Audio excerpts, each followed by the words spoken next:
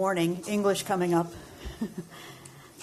My pleasure to be here talking to you today, and I'm particularly excited because this is the third ventilation talk in a row, and I never get to have other people present ventilation information so nicely before I get up and maybe give you a few more ideas about this. Thank you very much.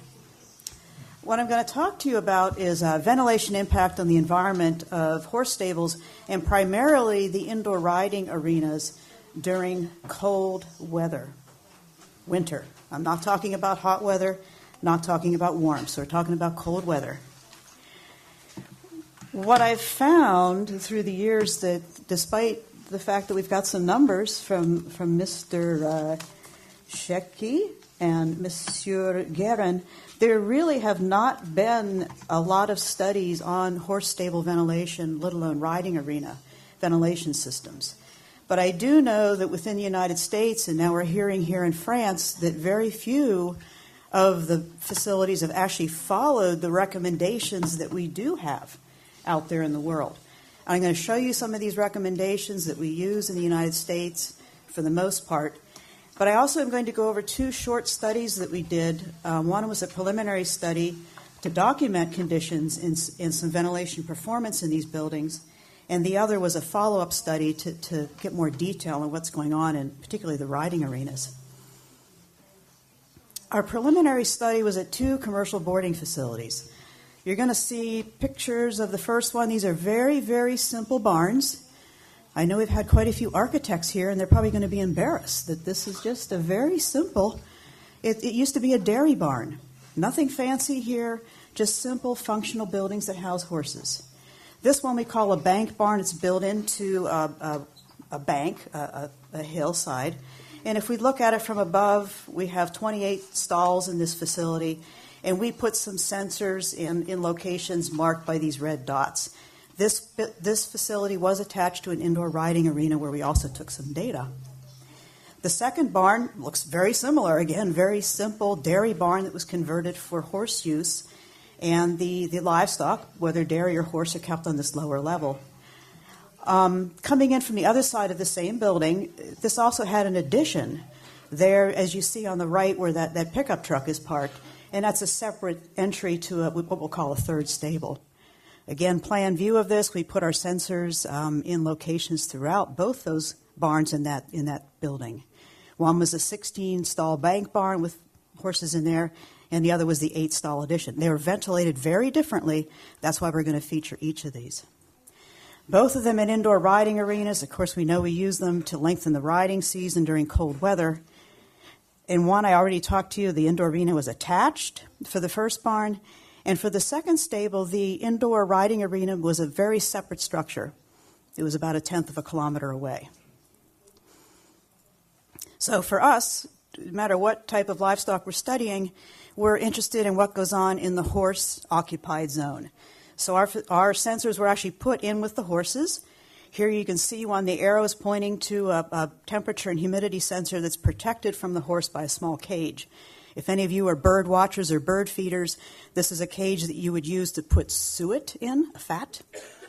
Not particularly strong, but the horses left them alone. We had a great introduction to natural ventilation performance. We have wind-driven ventilation in these systems. We look for these criteria for good natural ventilation in a building. I don't care whether there's poultry in it, dairy, cattle, or horses. These are the conditions that we were looking for in this study. First of all, uniform air temperature throughout the building. We want to be within about 3 degrees C throughout the building. If we're not, we have very warm areas of the building, we have very cold areas. We want to be within 3 degrees C. Air exchange, what we're looking for, these are unheated buildings. We want to be within 3 to 6 degrees C of the outside temperature. These buildings do not have supplemental heat. They're going to be cold housing. And if you're not within this kind of criteria, then you've got stale air in the building. You've trapped the air and built up stale air. So those are our criteria for good natural ventilation. Looking at some data that we got across the horizontal axis of the 3 stables that I showed you, going up the vertical axis is the degree C. So we're looking at that 3-degree temperature target from the outside temperature.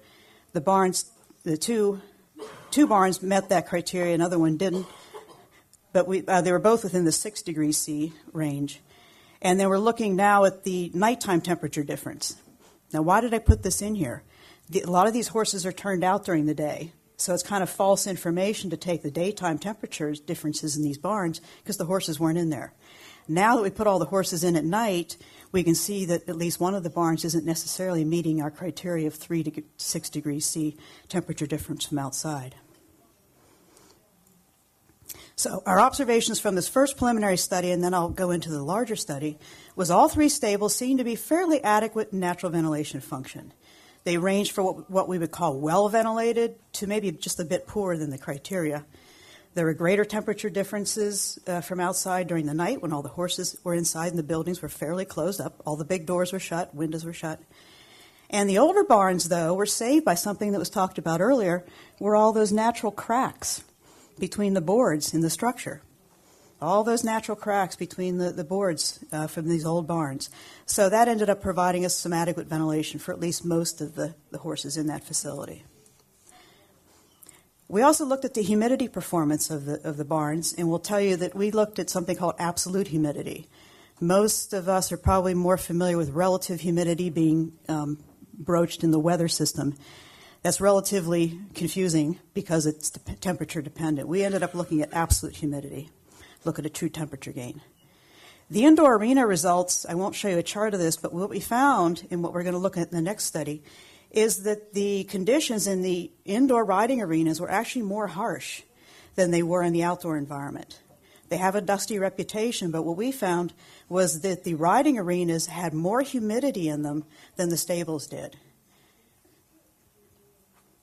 So when these builders are building an indoor arena, that has implications for them if the indoor environment is even more harsh than outside. So let's take a look at a little more of that. We had elevated relative humidities in the indoor arena, and let me show you this chart. I'm going to show you a few graphs like this. They're all going to have dates going across that horizontal axis, or time, and going up the vertical axis will be either the temperature or humidity. And what you're looking at here, the bottom lines there are the temperatures inside and outside the building. You can see they're fairly close.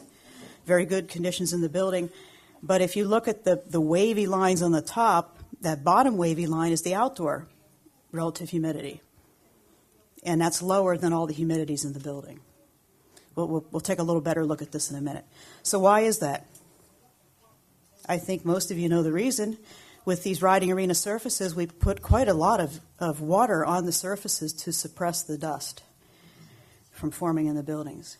We also were able to document in our second study that more water was used and needed for organic footing materials, those with wood chips in them or stall waste or something like that. And a lot of water is used if there's a lot of fines in that material, even if it's inorganic.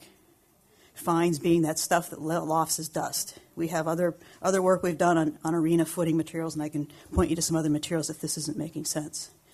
There was very limited ventilation openings for the moisture to escape, and we also found out in a preliminary study that if the stable is attached to the outdoor riding arena or the indoor riding arena, you ended up with elevated moisture levels in the indoor arena. So our conclusions from this were indoor arenas had surprisingly high humidity levels.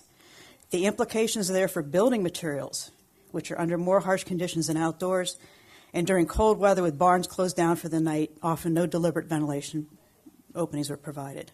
But thank goodness for those old barns that had the wood on them, because we had all the ventilation exchanged through the cracks. So here's our expanded study, looking at some of the surprising findings, one being the indoor arena environment. We looked at 6 more commercial boarding facilities in central Pennsylvania, where I'm from.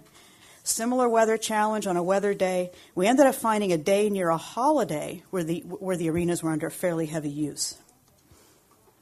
We used the same type of instruments. They're a temperature and humidity sensor that are electronic, that record data automatically for our systems. They're fairly rugged. They're at least weatherproof. And we also, in this study, were able to take samples of the footing material, that's the riding surface, in the indoor riding arena and characterize some of that for moisture, organic content, and in some of the particle size distribution. We looked at barns with more modern construction than the converted dairy that I showed you. We documented the ventilation opening sizes and the type of ventilation opening. Let's take a look at the well-ventilated facility. I'm going to have to zip through this because I've got too many farms on here. But if you just look at what you're interested in, this one met all the guidelines at all times. I've listed here the type of footing material, in this case a hardwood chip footing, had the second highest moisture content, and I look at the amount of opening per 100 square meters of floor area. This one had the most opening. We had another facility that had about a tenth that opening. The eave openings were covered by fly screening like you would see in a residential window. And if we look at the temperature profiles in a well-ventilated indoor arena, what I'm watching here is that the temperature inside and outside this building, the outside temperature is in black. The axis going across horizontally is a day of time. I'm starting near me at midnight, and I'm going across noon and over to midnight. And you can see the temperature profile tracks quite nicely. Absolute humidity, again, this is the grams of water in a gram of air, and a cubic meter of air. And we're seeing, again, the black line is the outdoor humidity, and all the humidities in the riding arena were higher than that. And this is the absolute humidity. It's the real water that's in the air in the indoor arena. It's always higher. Our adequately ventilated facilities met the guidelines most of the time. This happens to be one of the farms in the first study. We had another farm that had similar openings, and this was a limestone gravel footing material. It was a very odd material. It was like very fine gravel, and this was an attached stable. And then a third facility we found that was adequately open had fairly large vents at the soffit, which our previous speakers have talked a little bit about. Looking at their temperature profiles, they again met the criteria most of the time of being within 3 to 6 degrees C of outside temperatures. Absolute humidity is again higher than what we found outdoors. And then here's a slide documenting this is an arena that is attached to the stable. So we get a fair amount of humidity built up in the stable, and when they're attached to the indoor arena, a lot of that humidity migrates into the indoor arena environment. The poorly ventilated facility, I deliberately didn't show a picture of that, so I won't embarrass these people, but they had no ventilation openings at all during cold weather in this particular facility, and it didn't meet the guidelines for proper natural ventilation at any time. Demonstrating quite clearly if you don't have any ventilation openings, you're not going to be properly ventilated. And poorly ventilated, again, the absolute humidity was quite high in that particular arena. It was a very large arena. So what we confirmed with the follow-up study was the indoor arenas were more humid than outdoors. Absolute humidities were very high except in the open sidewall curtain facility. This is a picture of all those facilities together. We confirmed that the attached arenas are more humid. Elevated humidity ranges 10 to 15 to even up to 25% higher in the indoor arenas. These attached arenas have given our builders trouble. They're finding excessive condensation at the connection between the riding arena and the indoor arena, and it destroys insulation in the arena. It destroys sometimes the building components that the arena is made of. And what we concluded, which was what we thought would happen, is that we needed to provide adequate ventilation openings. We find that the openings in our stables and our indoor arenas are often restricted in airflow by screens, such as residential insect screens, or these perforated soffit that have holes about the size of if you stabbed a pencil into a piece of paper, tiny little holes, millimeter, maybe 2 millimeters in diameter, and they just clog with dust within a few months of installation. So we're recommending people not use those kind of things. Our conclusion and recommendation was to provide some adequate ventilation openings, and in this case, 1.4 square meters per 100 square meters of riding surface arena. And what these might look like in a stable, our recommendation for stables is quite a bit higher than what we heard here earlier today, is 1,000 square centimeters per horse for cold weather ventilation. And we routinely provide that if people care to provide any ventilation in these buildings. And if you can see these pictures, you've got the eave openings with some screening on it, but it's a nice big hardware mesh. We also recommend the ridge vent, warm air rises, Moist air also rises, and this is a way to get it up and out of the building.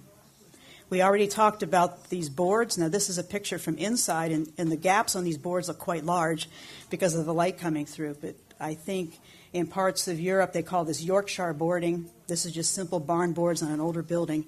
We also recommend open stall structures, open grill work on the stalls to get the air to move through. And with that, I'll conclude. I've got a couple things with me you folks might be interested in looking at, particularly those of you who speak English or want to fight through a document in English.